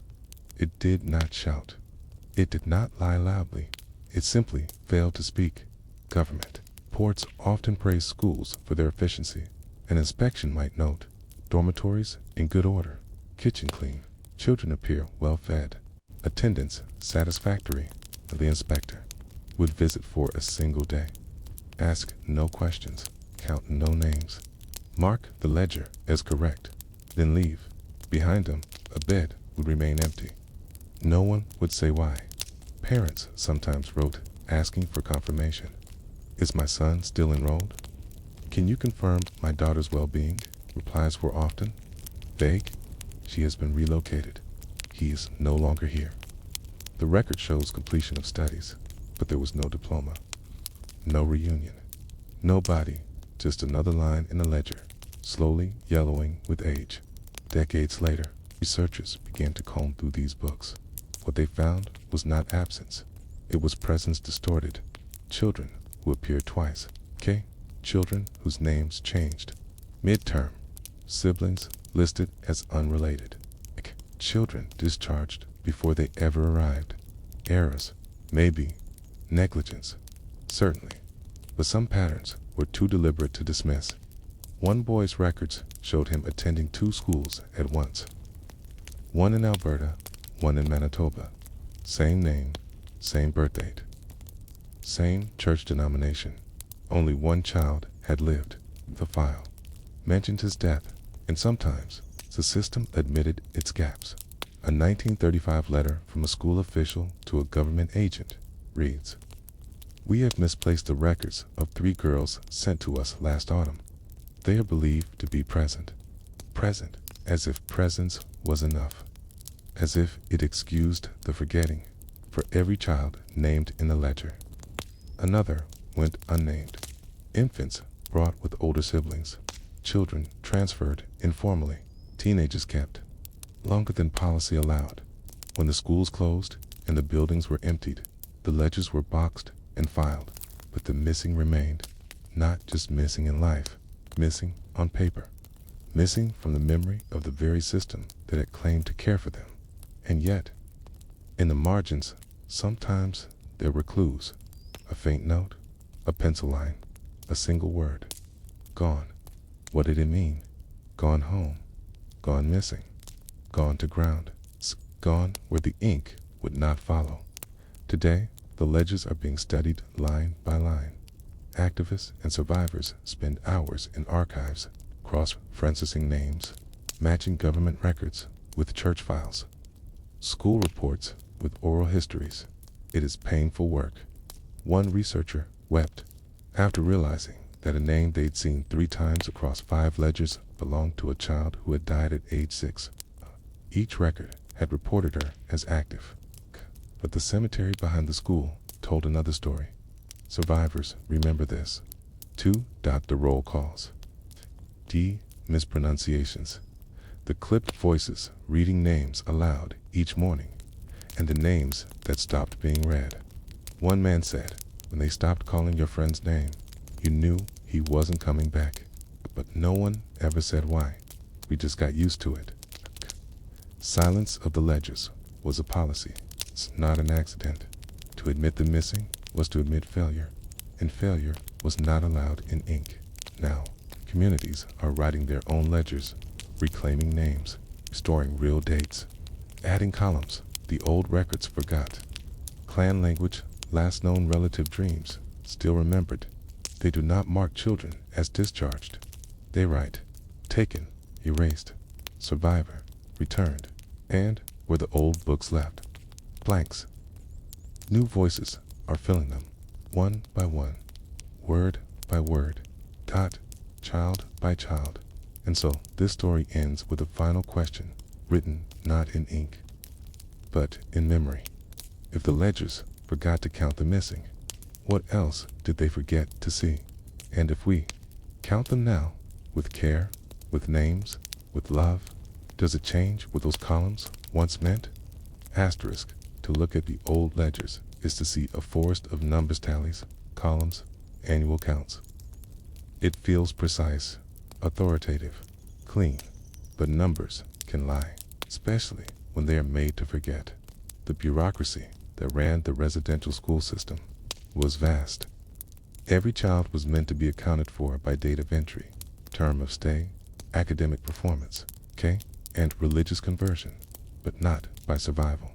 That column did not exist. Inspectors asked about cleanliness, punctuality, attendance. At chapel, they rarely asked, how many children have died? Where are they buried? Why is this name crossed out? And so, children disappeared into paper, rows of them, whole years lost underneath headings, asterisk in some ledgers. The omissions are almost poetic in their cruelty. A name appears for a few months, David Running Fox, age 7. Next to it, a series of marks. Square root, square root, square root. Then the row stops. The following page begins with new entries. No death listed. No burial site. No explanation, just an unspoken ERASURE to the system. David never needed a final column. The ledger had moved on. Asterisk. Some schools included a deceased section, but these were inconsistent. Some listed names with no cause of death. Others listed fever, pneumonia, or consumption, catch-all terms that often obscured neglect, and in many, there were no surnames. just initials. R, T, age 8, died in sleep. MJ, age unknown, failure to thrive. Failure to thrive, as though the fault were the child's, as though hunger, grief, and loneliness were simply personal shortcomings. Death was rarely reported to families. Many only learned of it years later. At all, one woman discovered her sister had died at school by reading it in a government document decades after the fact. There had been no letter, no funeral, no return, just a notation on an old form. Deceased, cause unknown, body interred behind chapel. She asked if she could see the grave. There wasn't one. Graves, like ledgers, were often incomplete. Some were marked with wooden crosses long since rotted. Others were unmarked entirely. A few were dug quickly under cover of night. No ceremonies, no prayers, no names. In recent years, ground-penetrating radar has revealed the outlines of these forgotten plots. Rows and rows, some close together, as if hastily buried. Some alone, far from the main building. When the land was searched, it remembered what the ledgers tried to forget. The Canadian government once claimed that 3,200 children died in residential schools. Survivors say that number is far too low. Some researchers estimate the real total to be over 10,000. The truth remains buried under fields, under documents, under time. But every year, more names are found. Sometimes a name survives only in memory. An elder recalls a boy who used to sing at night. A sister remembers the girl who used to brush her hair. Classmate says he was there in September, but not after Christmas. No record, no file, no number, but memory is also a kind of ledger. Less tidy, more honest. One school in British Columbia kept attendance logs for 3 decades. Across those 30 years, at least 94 children are recorded as transferred with no location given. When asked decades later, the church responsible said, those files are no longer available. The children remain unaccounted for. Their names live only in a single word, transferred.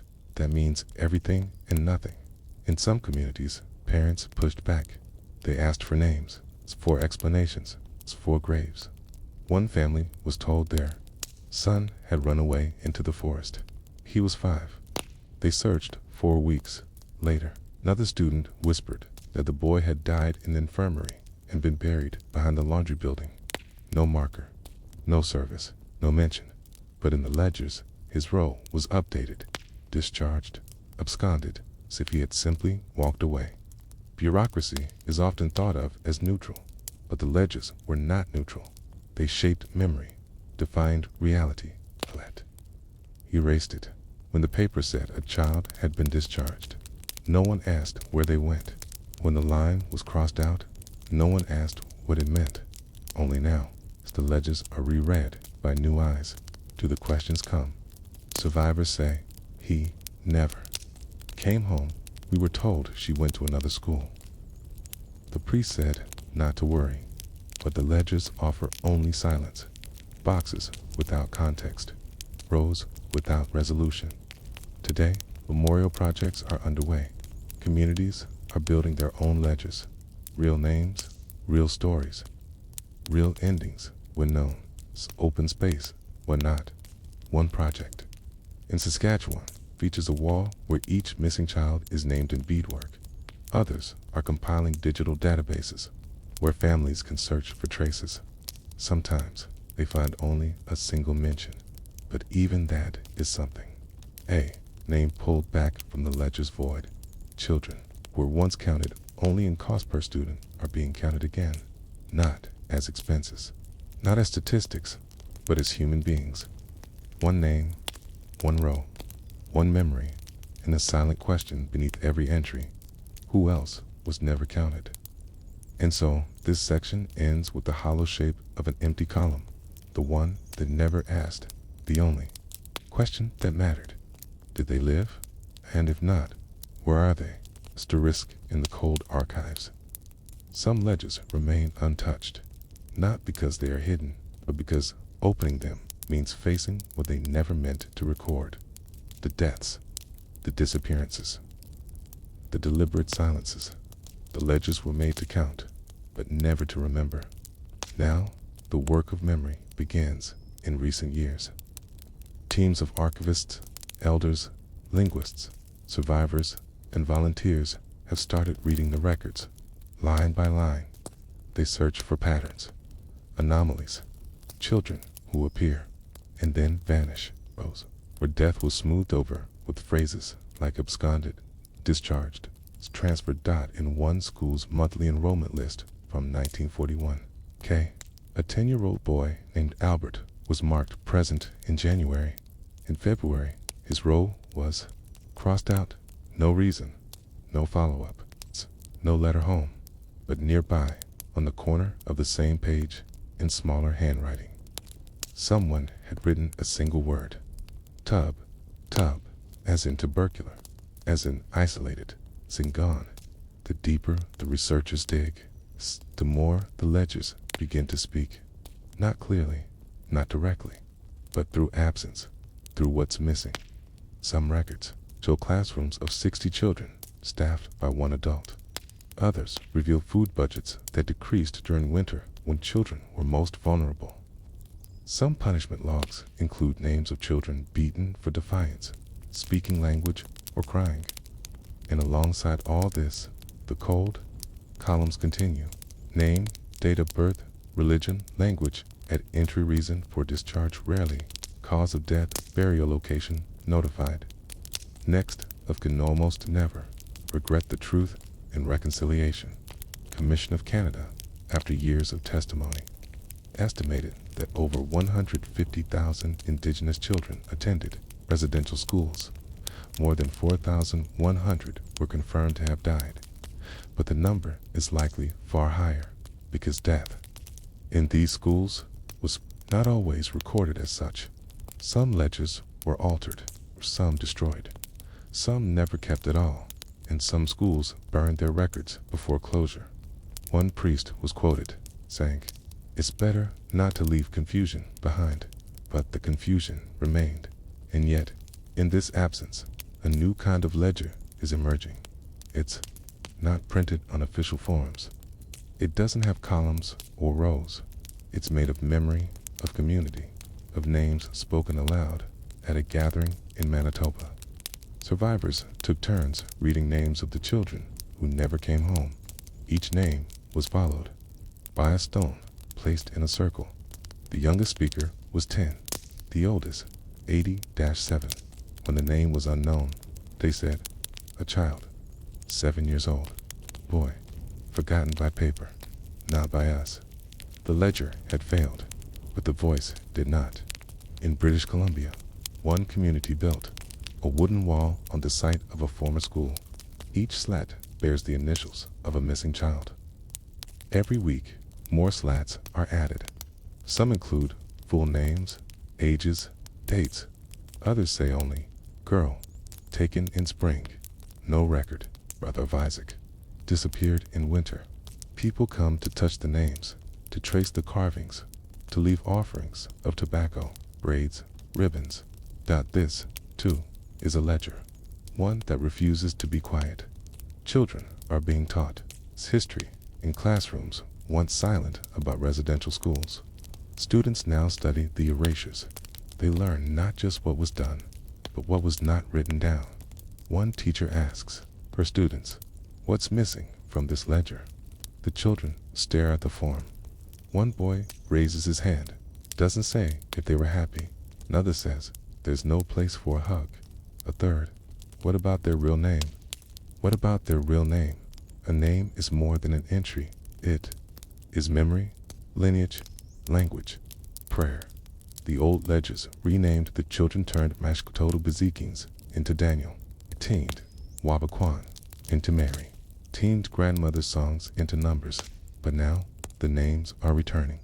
Communities are restoring them. Families are learning how to pronounce them again. Ceremonies are being held for names that were once forbidden to be spoken. Every name restored is a correction. A footnote the ledger never offered. And the numbers, they remain, but no longer untouched. They are being rewritten with stories. 37 children missing in one school. 1,300 known burials. 215 unmarked graves beneath the orchard. One boy remembered by his sister's dream. These are numbers the ledgers never meant to carry, but they carry them now because people are watching. And so the old ledgers, once instruments of silence, are being used for truth, not because they were honest, but because their mistakes reveal the system's design, and because in their gaps, the loss can be found. One archivist, sifting through a box of decaying school reports, wrote in the margin of a government form, "If we'd been counting the right things, we might have saved them." But someone was counting. The children were counting how many days since they'd heard their names, how many nights in the infirmary, how many friends gone without goodbye. They kept their own ledgers etched into memory. And now we count too. Not just to tally, but to honor, to refuse the forgetting, to turn numbers back into names. And so this story closes with a final, soft reckoning. If the ledgers tried to count without love, can we now count with care? And if every number was once a heartbeat, can reading it now help that heartbeat echo again?